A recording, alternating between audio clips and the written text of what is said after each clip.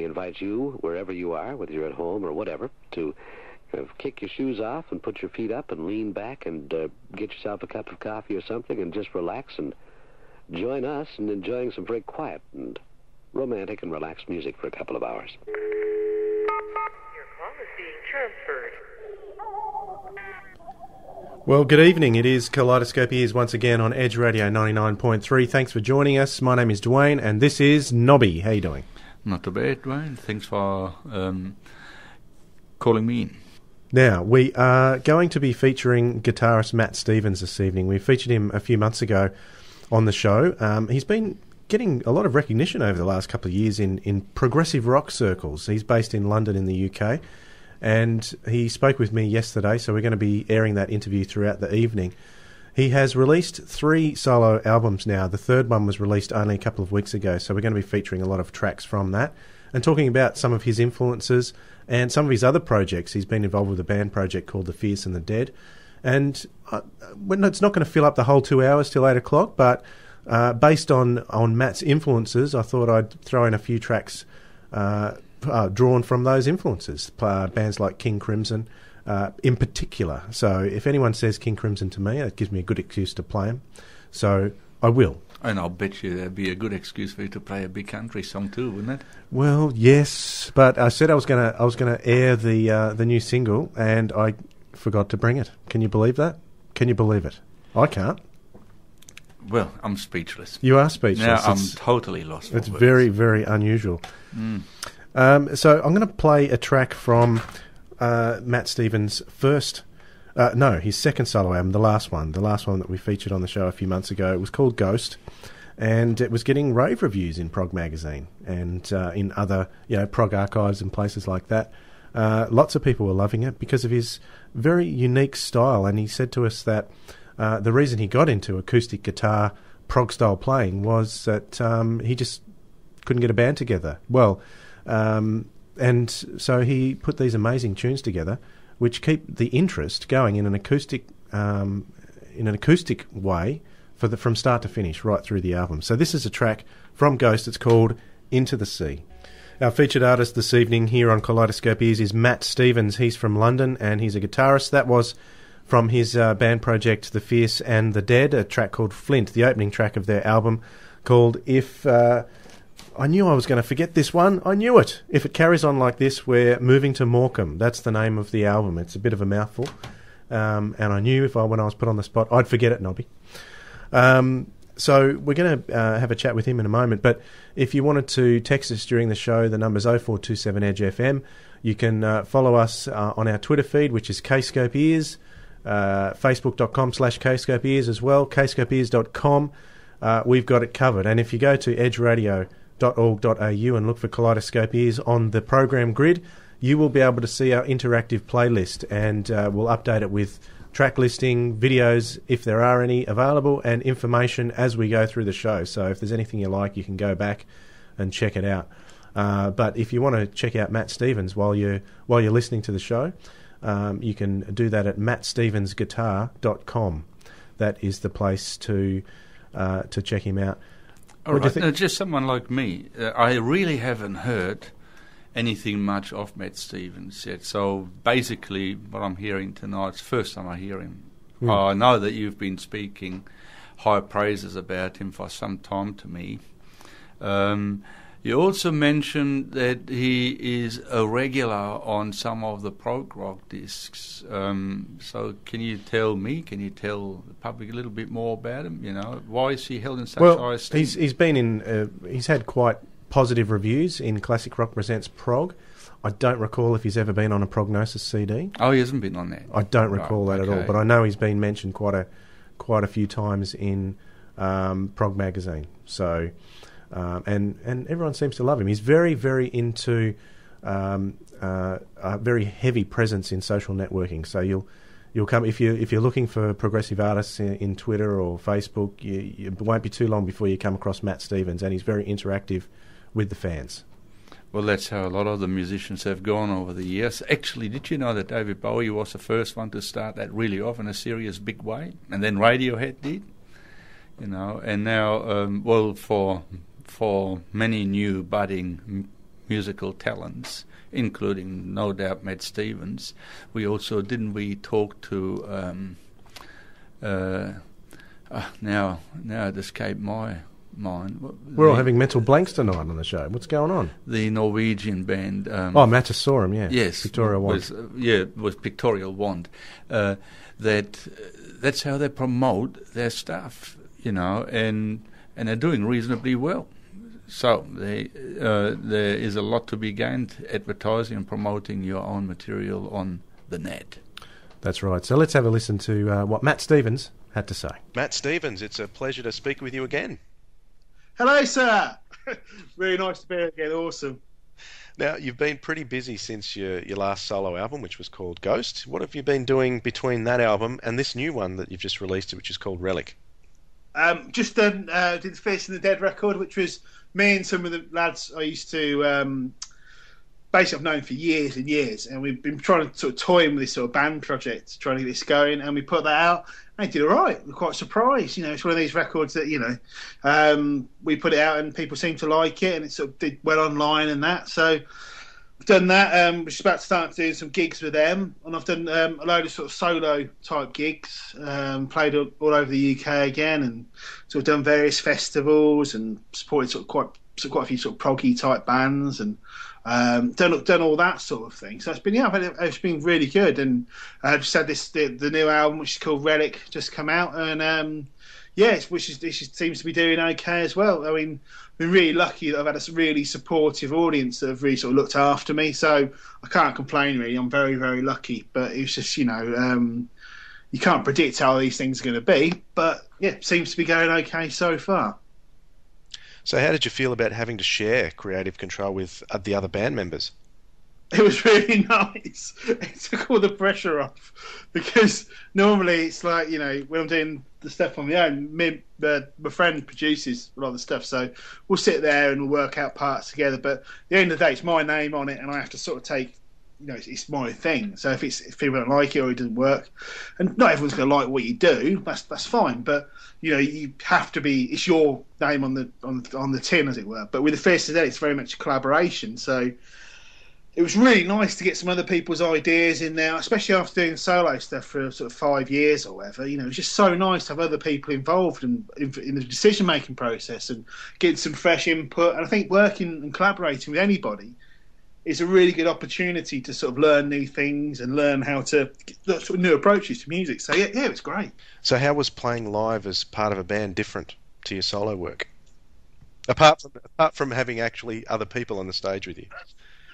It's you're not in control anymore. So with the solo stuff, when things go horribly wrong, which they sometimes do, because you're improvising some of the parts and it's going to go wrong, it's kind of your fault. But if you take risks on stage when playing with other people and it goes horribly wrong, you kind of let them down. So there's a collective responsibility for the music you're making. So you have to sort of think and be considerate towards their doing, because you're playing together. So everything has to be shared and done as a collective. So yeah, no, it's a very, very different thing. And also it's just really nice to not be up there on your own, doing it on your own for a change. So I think one project feeds into the other. So what you learn from playing on your own as playing with other people, you learn how to you learn different skills, but they're both really useful and interesting experiences. So both really useful for learning stuff, really. What was the reaction of the solo Matt Stevens fans to the very different sounds of the Fierce and the Dead? Some of them didn't like it. So most people seem to get away with it.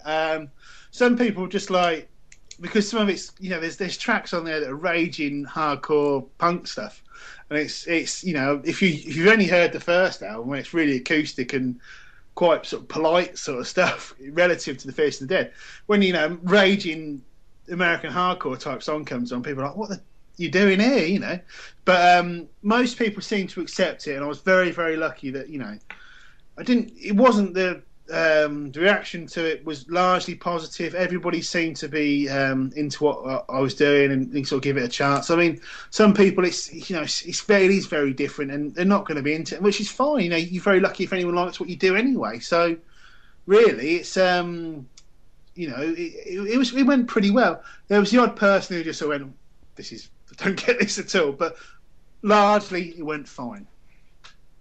Do you personally have any favourite tracks or moments from the Fierce and the Dead's album, which got a pretty bit of a tongue twister of a title, isn't it? If it carries on like this, we're moving to Morcombe. Yeah, it was deliberate. I mean, because some of those sort of post-rocky sort of albums as well, they get a bit sort of po-faced and a bit serious. And although we're really serious about the music, we're not serious about ourselves. So we want to, sort of do something that was quite sort of quirky, but we're really, really passionately serious about the music. But we don't want to sort of present ourselves like that. And yeah, I mean, there's a few songs on there I'm really proud of. I really like Andy Fox, which is the last song. It's got he's sort of got a massive sax part on it, but it's really sort of very sort of. I'm really into 70s King Crimson, and that's kind of comes through on that, I think. And there's a song called HR, which is quite influenced by like Crimson again. I mean, really, a lot of the influences on the record, it's Mahavishnu Orchestra, King Crimson, that sort of 70s jazz rock sort of thing. And sort of, American punk stuff as well. So there's all sorts of different influences on there. But I mean, I think, certainly for me, one of the big things on there was that sort of 72, 74 era King Crimson stuff, which I love so much. So do you guys plan to write any more material together? Yeah, man, yeah, totally, yeah. We're writing at the moment, so we're going to hopefully get another EP out after Christmas and then do another album and then probably do another album after that. But I mean, it's not like we're going to be doing this forever. This is something we're going to do and see how it goes for a couple of albums and then probably move on to something else. And I think you need to do that. You need to sort of keep changing and trying different things. And then perhaps we'll come back to doing Fierce and Dead stuff later on. But it's a case of getting out there and creating interesting stuff.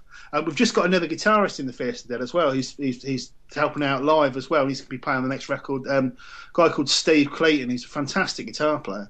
And it's just really nice not to be the only guitarist in the band as well now, which is really, really useful to me. So, I'm really looking forward to writing stuff with him and trying some of those sort of crazy two guitar things that we haven't been able to do with Face of the Dead. So there's loads of things I'm really excited about and really want to try.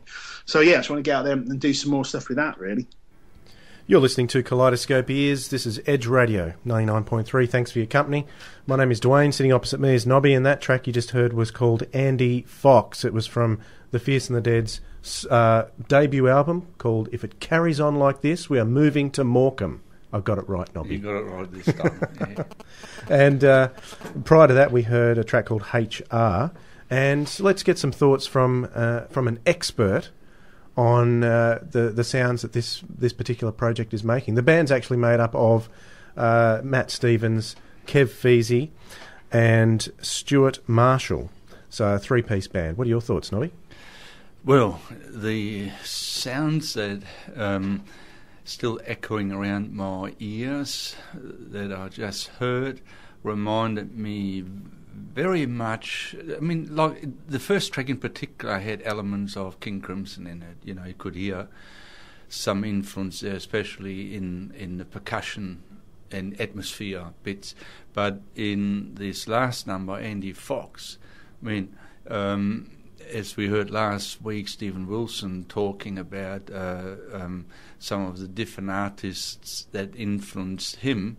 Well, I think some of those same artists must have also influenced Matt Stevens and the rest of the boys there. And I'm thinking in particular of groups like the Vandergraaf Generator. Yeah. Also, I'm thinking of Soft Machine, where sort of it's progressive rock with tinges of jazz improvisation in it, So that is why I mentioned those two bands in particular. You could even throw in there perhaps a band like Colosseum, who also was a pioneer of the early jazz and prog rock era. Absolutely. So I'm not going to feature any more from the Fierce and the Dead. We're going to move on to Matt Stevens' solo album now, the latest one that was released only a couple of weeks ago, which is called Relic, and we'll have a bit more of a chat with the man himself, Matt Stevens. Now on to the new album, which is called Relic. How long has this one been in the making? 11 months. We started in September last year, started to put bits together for it. I mean, a lot of it was written when I was stuck on the floor when my back went.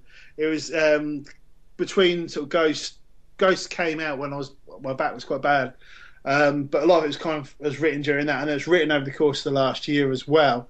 So it started September, and we got it out in it was about 11 months in the making, and then got it out in September the following year. So yes, it took a while. This one's been because we got the guys who played drums and bass in the Face of the Dead playing on some of the tracks on this one. Got my friend Chrissy playing violin on it, and she's amazing. She plays in a really fantastic band called Cat Scans, who are just brilliant.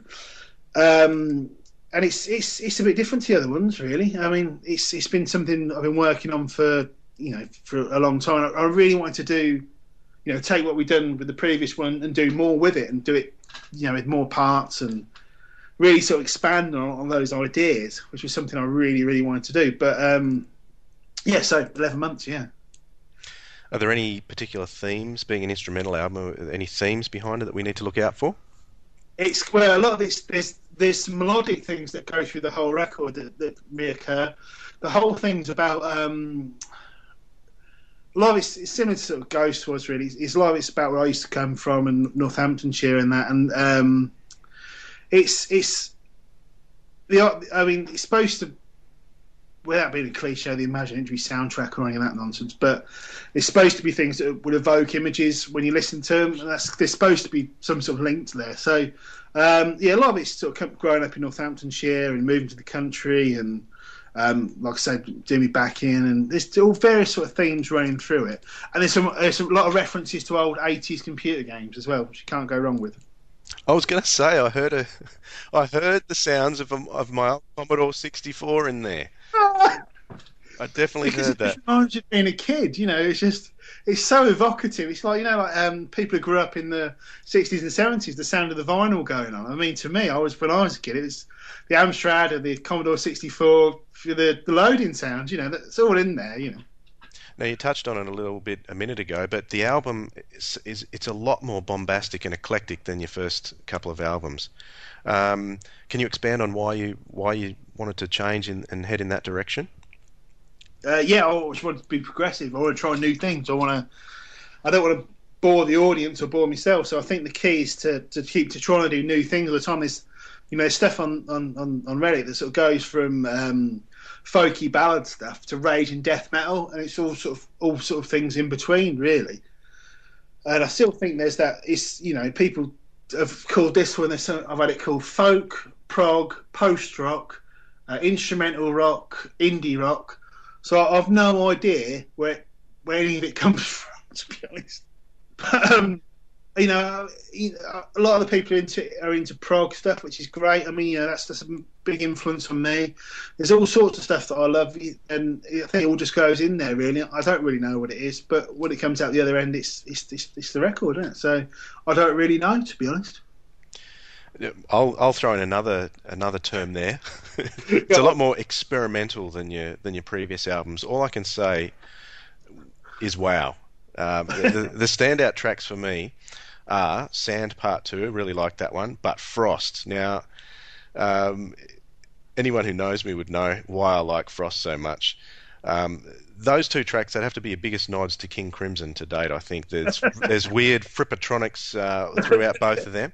But Frost in particular fascinates me because it combines that King Crimson style with metal, and there's even a full-on metal solo at the end. What's the inspiration in placing that particular track on an acoustic-based album? Because I love Sepultura and King Crimson, so I love really heavy stuff, and I love 72, 74 Air Crimson's just a massive thing for me, with the improvisation. And it's really great that you sort of say that, because there's the guitar tone on Frost is the melody part is a reference to Fripp's fuzz tone sound that he used on that stuff. So that's pretty cool. But I just want to keep trying new things, really, and it's because I don't really want to do 72, 74 King Crimson's a wonderful thing. I neither can nor would want to recreate that sound because it's been done.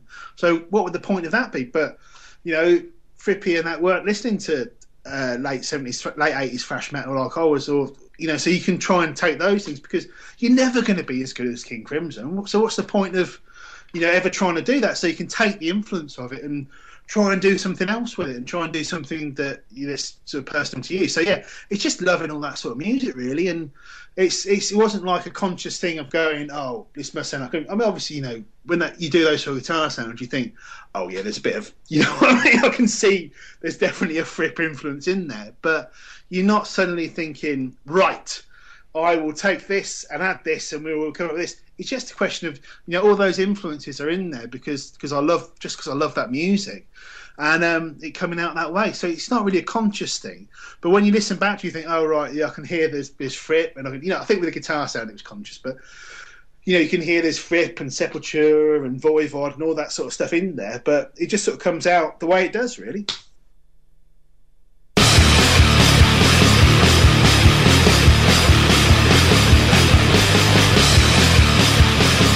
And that was Matt Stevens with a track called Night Bus, the opening track from his album called Relic, his third solo album that's just been released only in the last couple of weeks. And prior to that was Frost. That was the Crimson / Sepultura crossover piece that was less than 3 minutes long. The only criticism I'd have of that song was let it go a little bit longer next time. As a prog fan, I was looking for a much more epic. It had an epic potential on there. That's just my opinion. But Matt Stevens, I know you're listening over there in the UK. It's early in the morning. You're probably having your eggs and bacon at this time of the day in the UK. Smells good. Oh yeah. But Nobby and I both have a bone to pick with you, and because Nobby's the more stern one from the two of us, I'm going to let him tell you off, Matt. Well, the thing is, it's a sign of humility to say, that I can't sound like King Crimson, I can't be as good as him or whatever. Just King Crimson is a band on his own. Each one of those big names, those King Crimson, Yes, Emerson, Lake and Palmer, Deep Purple, Led Zeppelin, they all have got their own sound. And you don't want to sound just a pure copyist of a band. Like you got Starcastle in America, they sounded like Yes. You got a band like Kingdom Come that copied perfectly the sound of Led Zeppelin. While they were adequate, they were really good at copying, but they were only copyists. No one says that a good musician today needs to be a straight-out copyist, but yet you can aspire to the greatness of those sounds that influence you and perhaps even improve on them. Yeah, or be influenced by those sounds and build on them, which is exactly what Stephen Wilson did with his latest album. And I'll tell you something about Frost. What I really liked about it, even though it was only short and sharp and nifty, what I liked about it is some years ago when Julian, my youngest son, was only about 12, 13, I bought him an acoustic guitar. I didn't buy him an electric guitar. I said to him, any good guitarist learns how to master the acoustic guitar. If you can master the acoustic guitar, you will be good on the electric guitar. Because if you bought a kid an electric guitar, all they want to do is make loud sounds and noise, and get sound effects, but they don't really develop the skill of playing. With Matt Stevens, what I really like about him is that he developed the art and developed his own technique in the playing of the acoustic guitar, and a transition to make some really nice and some really nice and effective sounds. With the electric guitar, it's just an automatic transition. If you're good with the acoustic, you will be even better on the electric, and that's a thought that came across when I was listening to Frost. Very good. Now, don't forget you can text us in the studio if you're local or even if you're around the world. It's 0427 Edge FM. If you're texting from overseas, just drop the 0 and put a 61 at the front. Have a bit more of a chat with Matt and play a few more tracks from his album Relic. And we had a bit of an interesting conversation about downloading. Now let's talk about your views on downloading, both nice downloading and naughty downloading. What's your view? Well, most musicians want their music to be heard, and it's better. I'd rather somebody heard it than didn't hear it. One of the problems at the moment is that there's people who are never ever going to buy your music because they are downloading people. That's what they do. They download, and there's another people who are record shop people, and there's other people who are Spotify people, and there's other people who use other services, and that's just the way they get their music. And I think you need to be in all the places so that people get get to hear what you're doing. Now, I'd like to be paid for the music that we create because it costs money to make, and we really we don't make records on laptops. We make them. Me and Kevin produced the record. We made it in the same studio that Porcupine Tree used. I mean, it's not done.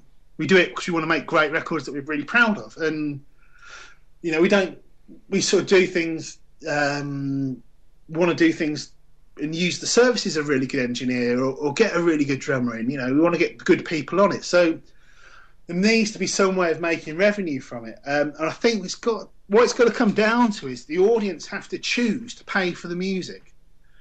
And if they don't choose to pay for it, we won't be able to afford to make it. And, that's the bottom line. We live in a time where music is available to download free on the internet. And, you can try and fight it. You can try and sue the fans. I just don't think it gets you anywhere, or being bitter towards the audience. It just doesn't get you. And I think you need to accept that, that exists. That's the reality of it. That, when I was a kid, I used to tape things, and I used to swap tapes with people and share music and get really excited about music. But eventually I'd end up buying something or going and seeing the bands live and making some money from that, which is great. But we live in a time where you can get music for free, and we need to make it so that the audience realises that if they don't pay for music, there won't be any music available because we can't afford to make it anymore. We can, you can make low quality, you can make stuff on a laptop, which is, that's okay, but it won't be the same as, you're never going to get the last Stephen Wilson album produced on a laptop. It's not going to happen. You can hear that album was, the way it's recorded, it's a beautifully recorded record, and that's never going to happen through, free software on a laptop. You can get close if you have the expertise, but if you want to hear great records, there's going to be something's got to finance them. So I think we need to, as an audience, and I'm part of that audience for other artists, we need to choose to say, well, I love this, I want to pay for it because I want to hear more of it. I think that's the only way, because if we don't choose to do that, there won't be any more music to buy. It's just the reality of the situation. When you say choose to pay for it, how have you got your music set up? I'd rather someone came to it from me than paid for it. And I've got the person's email address, and I entered the dialogue with them, and I built a relationship with them, than torrenting it off a dodgy porn site. I think that's a more adult way of dealing with it. I mean, probably for the next record, I probably won't offer a pay what you want option. I mean, that's something I've done up to now, but probably for the next one I won't. And I'll offer something else for free for people. So there'll always be some sort of free offer on my site, so that people discovering the music, you can let them in rather than, like I say, forcing them into torrenting, because they are people who won't pay for stuff. So you need to build a relationship. But I think the fundamental point is getting people to think, one of the worst things the music industry ever did was convince people that people in rock were well off.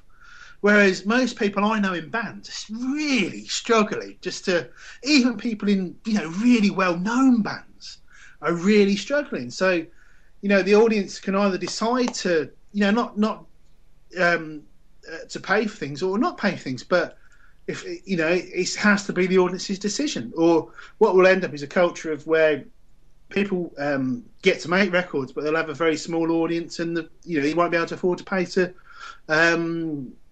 to do the elaborate recordings. And that might be the way the world's going. That might be just what's going to happen. Which is the evolution of the artist-musician relationship. But we'll just have to see. We don't know. But I'd like to be able to hear records that are really well recorded. I'd still like to be able to hear records like Stephen Wilson's last one, because it sounds they're interesting records, and I want those records to come out. And if we don't choose to pay for them, they won't be there anymore. So has the name your price option worked for you thus far, and would you recommend others to do the same?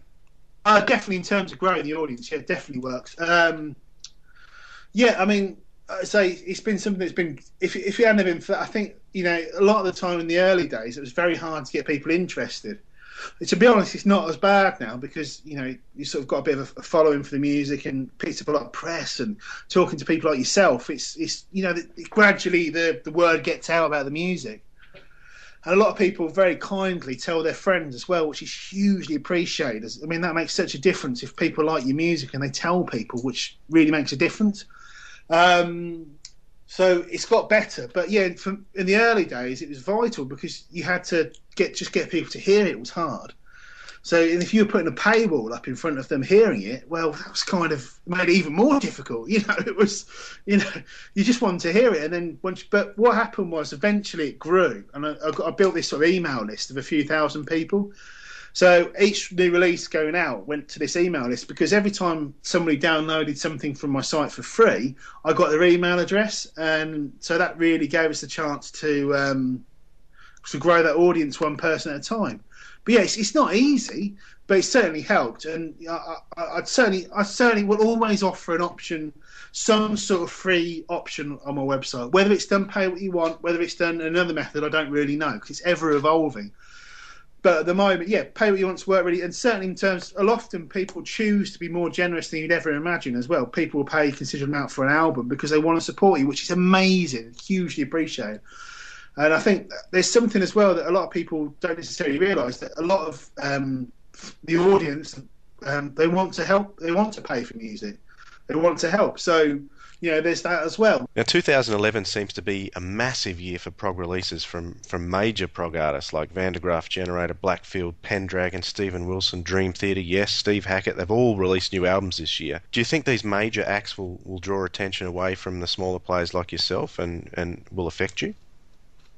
Well, I mean, this year has been, for me, it's felt like there's been a bit of a revival of the prog type thing.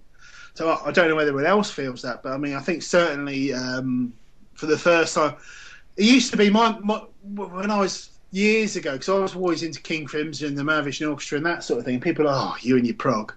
And it was always like not cool to be into that sort of thing. But that's what I liked. I mean, I love King Crimson. But but now I don't think it's seen as something that's has got the negative connotations to it, and I don't think anybody getting into any kind of music is good, and whether it will leave room for people like me, it seems to be. I think people perhaps discover Stephen Wilson, Steve Hackett, perhaps a few rungs down the ladder, they might eventually get to me, which is great. I'd rather people were excited about music than not, so I'm not really worried, to be honest. I mean, it was a bit weird putting out Relic the week it came out, because that week I think Stephen Wilson's album came out. I think Steve Hackett's album came out that week as well. It was just like, oh my God. I think Opeth was out the week before. It was just everything seemed to come out in end of September, October time. So it was a bit, this is crazy. But luckily, I mean, it seems to be going okay. I mean, Classic Rock Presents Prog magazine seemed quite keen. So we'll see, really. You never know. But I think anything that gets people excited about interest in music's got to be a good thing. And whether it's, obviously I haven't got the marketing budget of those sort of guys. I haven't got that sort of thing. But I'm getting the music's out there and people are listening to it. So I just think I'm really lucky anyway, really, to be honest. I guess if someone picks up Prog magazine because they've got an interest in Stephen Wilson, they're gonna see a review for your album in the same magazine, aren't they? And hopefully pick you up that way. It's got to be a good thing, hasn't it? You know what I mean? Whether it will continue into next year, that's the question. So this year things have been really, really good. Whether that will continue into next year, I really don't know, and nobody knows that.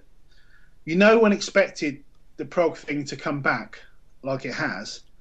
So whether it'll come, whether it'll be big next year, I really don't know. But all we can say is these are good times, and let's just roll with where we're at, really. Yeah, it's really, really good times in terms of prog, I agree.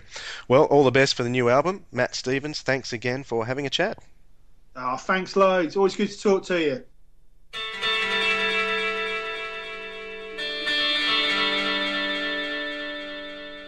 And that was Matt Stevens with Sand Part 2 from his third solo album entitled Relic. But prior to that, we heard 20 Go to 10, which I had to play. It was bringing back memories of my computers from the 80s. It was a fantastic time. It was a pretty mind-blowing period when I think back about.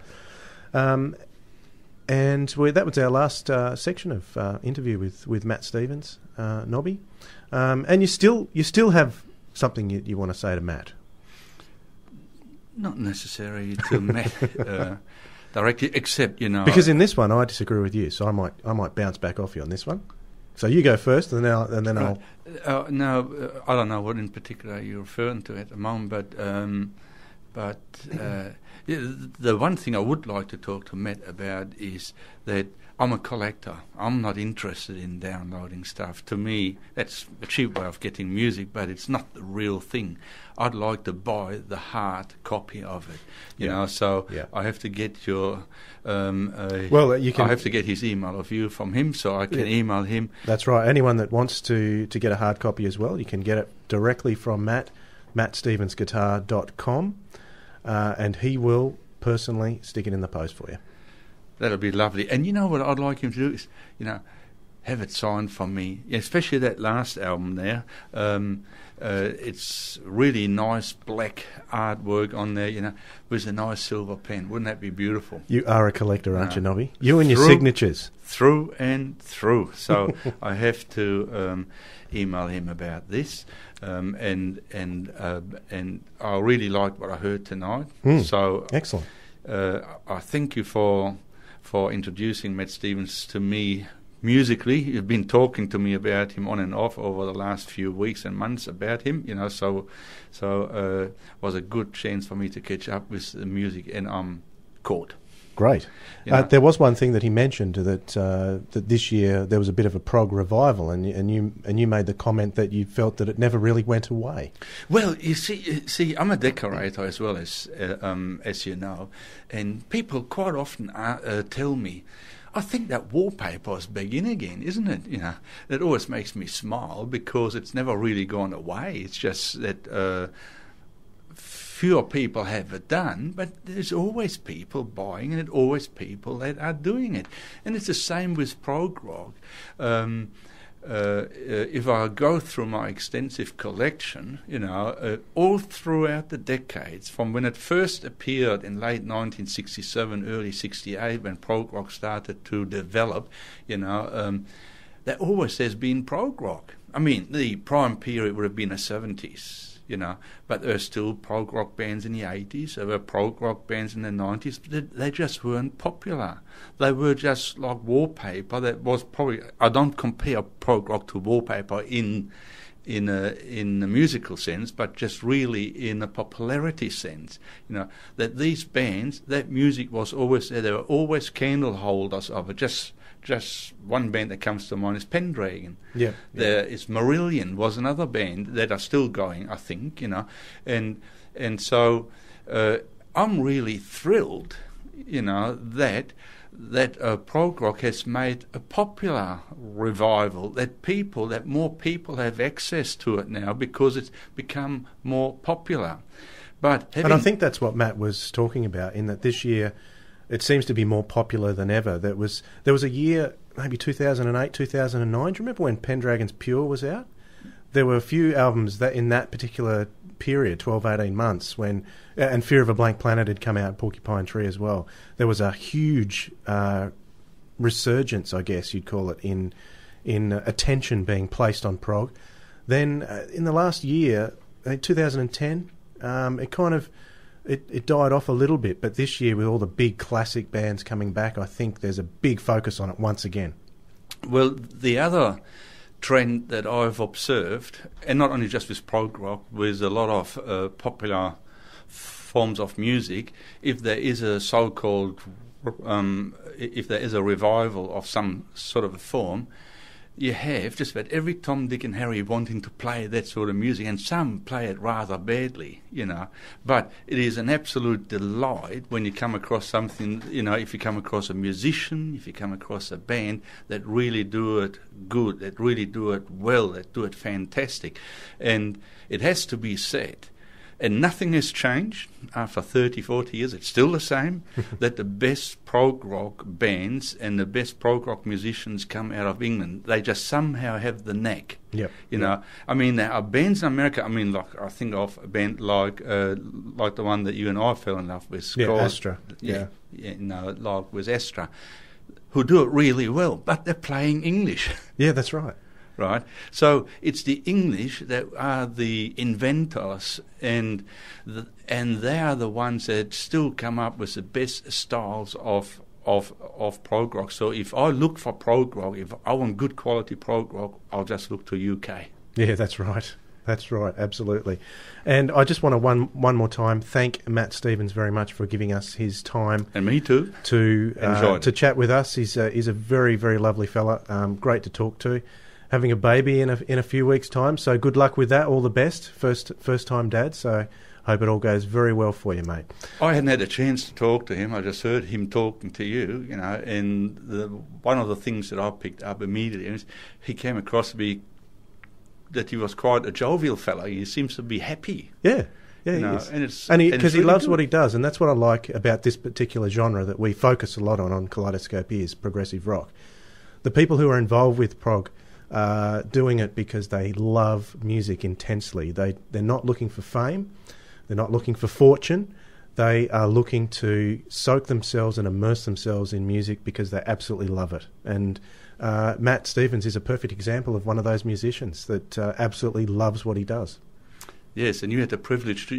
Didn't you tell me that you met him personally? Yeah, we met up and had a couple of drinks in London when I was over there. And that's where I interviewed him for the first time. We did it face to face. So, second interview, you can't get much further away from each other than that. But from where we are now, but yeah, it was great to meet him face to face. Well, I hope I'll have that privilege too one day. So I've got a track that I've dedicated for you, Matt. If you're still listening, thanks once again. And of course, who else would it be but King Crimson? This is Easy Money. You are listening to Kaleidoscope Ears on Edge Radio. My name is Dwayne. And I'm also. My name is Nobby. Oh, good on you! And we are no, we're not the two Dwayne and I don't know. We are Kaleidoscope Ears. That's correct. And and also we must not forget that we must not forget the third musketeer, Todd, who is currently not with us, but hopefully will be able to rejoin us at some stage soon. Hopefully, so. He's the third musketeer on Kaleidoscope Ears. Very good, very good. And that was Radiohead with Packed Like Sardines in a Crushed Tin Box from their Amnesiac album. And for some people, some fans of Radiohead, it would probably be better forgotten, that album, because it's very different. Very along the lines of Kid A, very experimental, very different. But they're my two favourite Radiohead albums, Kid A and Amnesiac. So there. Since we're on the topic of post-rock, which is got similarities. The Fierce and the Dead have similarities to Radiohead, in my opinion. It's only my opinion. That's what they reminded me of in some of their stuff. Well, like Radiohead, those two albums in particular that you mentioned is probably they're not as popular with some of the earlier fans that still were looking for a repeat of Creep, and for Tom York and the boys to go so experimental, almost alien, was a bit too hard for them to swallow. But by doing so, they became main contributors towards the art of prog rock. When everybody else thought that they were a dead dinosaur, it was bands like Radiohead that kept it alive.